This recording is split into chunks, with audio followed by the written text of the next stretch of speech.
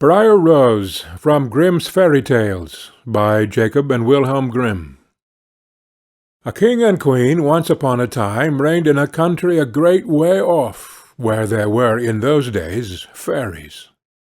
Now this king and queen had plenty of money, and plenty of fine clothes to wear, and plenty of good things to eat and drink, and a coach to ride out in every day.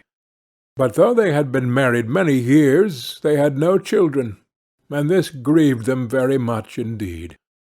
But one day, as the queen was walking by the side of the river, at the bottom of the garden she saw a poor little fish that had thrown itself out of the water, and lay gasping and nearly dead on the bank.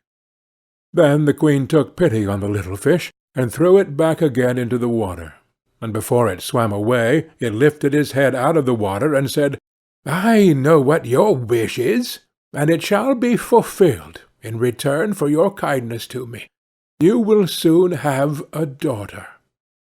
What the little fish had foretold soon came to pass, and the queen had a little girl, so very beautiful that the king could not cease looking on her for joy, and said he would hold a great feast, and make merry, and show the child to all the land. So he asked his kinsmen, and nobles, and friends, and neighbours. But the queen said, "I will have the fairies also, that they might be kind and good to our little daughter." Now there were 13 fairies in the kingdom, but as the king and queen had only 12 golden dishes for them to eat out of, they were forced to leave one of the fairies without asking her. So 12 fairies came, each with a high red cap on her head, and red shoes with high heels on her feet, and a long white wand in her hand. And after the feast was over, they gathered round in a ring and gave all their best gifts to the little princess. One gave her goodness, another beauty, another riches, and so on, till she had all that was good in the world. Just as 11 of them had done blessing her, a great noise was heard in the courtyard, and word was brought that the 13th fairy was come, with a black cap on her head, and black shoes on her feet, and a broomstick in her hand, and presently up she came into the dining-hall. Now, as she had not been asked to the feast, she was very angry, and scolded the king and queen very much, and set to work to take her revenge. So she cried out, "The king's daughter shall in her 15th year be wounded by a spindle, and fall down dead." Then the 12th of the friendly fairies, who had not yet given her gift, came forward, and said that the evil wish must be fulfilled, but that she would soften its mischief. So her gift was, that the king's daughter, when the spindle wounded her, should not really die, but should only fall asleep for 100 years. However, the king hoped still to save his dear child altogether from a threatened evil, so he ordered that all the spindles in the kingdom should be brought up and burnt. But all the gifts of the first 11 fairies were in the meantime fulfilled, for the princess was so beautiful and well-behaved and good and wise that every one who knew her loved her. It happened that, on the very day she was 15 years old, the king and queen were not at home, and she was left alone in the palace. So she roved about by herself, and looked at all the rooms and chambers, till at last she came to an old tower, to which there was a narrow staircase, ending with a little door. In the door was a golden key, and when she turned it, the door sprang open, and there sat an old lady spinning away very busily. "Why, how now, good mother?" said the princess. "What are you doing there?" "Spinning," said the old lady, and nodded her head, humming a tune, while buzz went the wheel. "How prettily that little thing turns round," said the princess, and took the spindle and began to try and spin. But scarcely had she touched it before the fairy's prophecy was fulfilled. The spindle wounded her, and she fell down lifeless on the ground.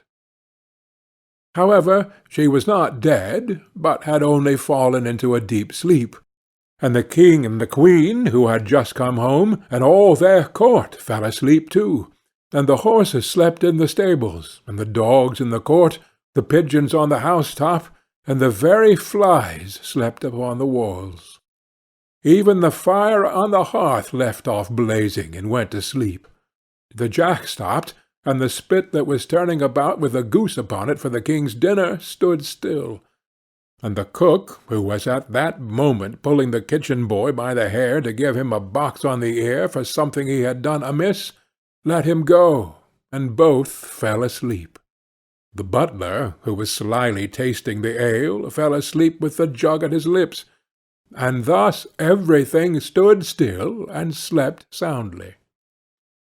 A large hedge of thorns soon grew round the palace, and every year it became higher and thicker, till at last the old palace was surrounded and hidden, so that not even the roof or the chimneys could be seen.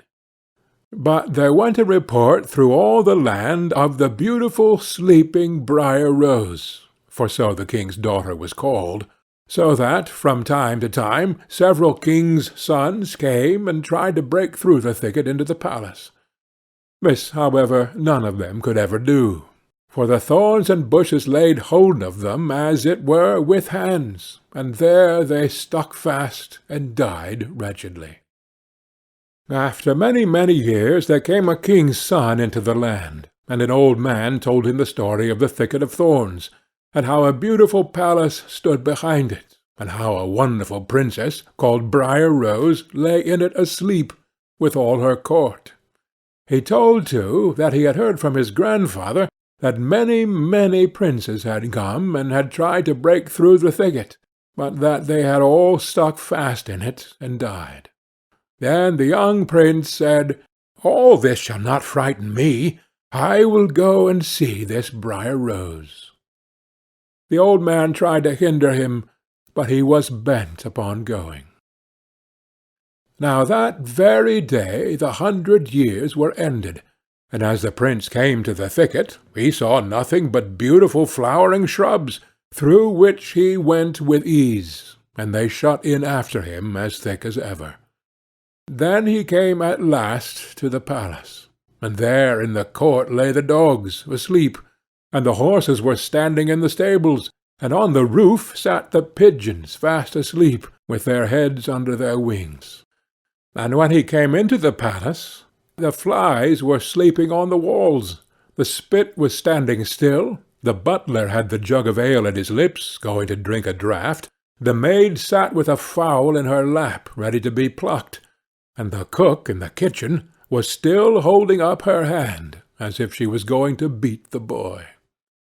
Then he went on still farther, and all was so still that he could hear every breath he drew, till at last he came to the old tower, and opened the door of the little room in which Briar Rose was, and there she lay, fast asleep on a couch by the window. She looked so beautiful that he could not take his eyes off her, so he stooped down and gave her a kiss. But the moment he kissed her, she opened her eyes and awoke, and smiled upon him, and they went out together.